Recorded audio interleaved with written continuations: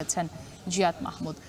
জিয়াদ, ডেঙ্গুর প্রকোপ ঠেকাতে কর্তৃপক্ষ কি ধরনের পদক্ষেপ নিয়েছে জানাবেন, এবং হাসপাতালে ডেঙ্গু পরীক্ষায় পর্যাপ্ত কিট রয়েছে কিনা?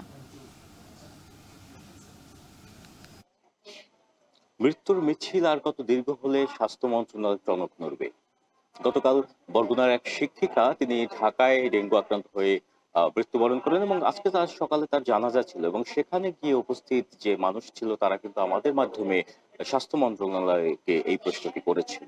তো আমরা দেখছি প্রতিনিয়ত বাড়ছে এখানে আক্রান্তের সংখ্যা এবং একই সাথে পাল্লা দিয়ে মৃত্যুর মিছিলও কিন্তু দীর্ঘতর হচ্ছে। যদিও সরকারি হিসেবে মৃত্যু 6 জনের হলেও বেসরকারি হিসাব বলছে আরো 25 থেকে 26 জন, মানে মোট মিলিয়ে 30 জনের বেশি মারা গেছে ডেঙ্গু আক্রান্ত হয়ে এই বছরে।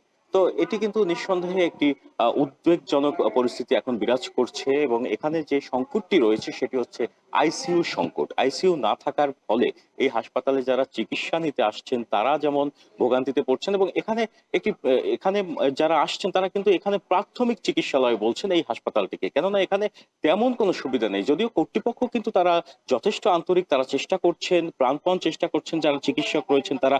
তারপরেও এখানে যে চিকিৎসা ক্ষেত্রে যে সরঞ্জামাদি সেটি না থাকার ফলে এখানকার যে মৃত্যুর মিছিল সেটি কিন্তু বাড়ছে বলে মনে করছেন সচেতন মহল। একই সাথে আপনাকে জানিয়ে রাখি, যদি একটু পেছনে যাই তাহলে আপনাকে জানাই যে এখানে যে ভৌগোলিক যে অবস্থানগত দিক সেখানে দেখা যাবে যে বরিশালের পর পটুয়াখালী জেলায় একটি মেডিকেল কলেজ হয়েছে।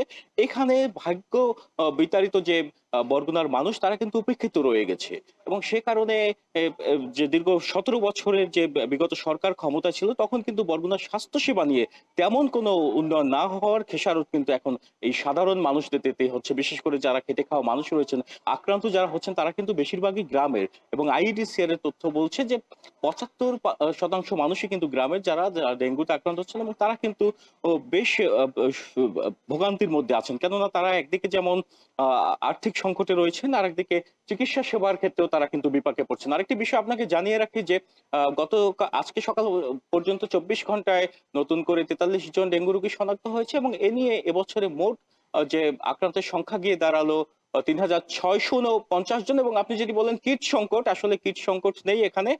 এখানে স্যালাইনও রয়েছে। তবে যেটি বলছিলাম আইসিইউ সংকট সমাধান করা গেলে বরগুনার যে ডেঙ্গু পরিস্থিতি মোটামুটি নিয়ন্ত্রণে করা যাবে বলে মনে করছেন চিকিৎসকরা। একই সাথে তারা বলছেন, এখানকার প্রান্তিক মানুষ বলছেন যে এখানে অস্থায়ীভাবে একটি যে সেনাবাহিনীর একটি মেডিকেল ক্যাম্প যাতে স্থাপন করা হয় সেই দাবি কিন্তু সাধারণ মানুষ তুলেছেন। তো এই ছিল বরগুনা থেকে আমার কাছে সবশেষ তথ্য। জিয়াদ মাহমুদ যুক্ত ছিলেন বরগুনা থেকে।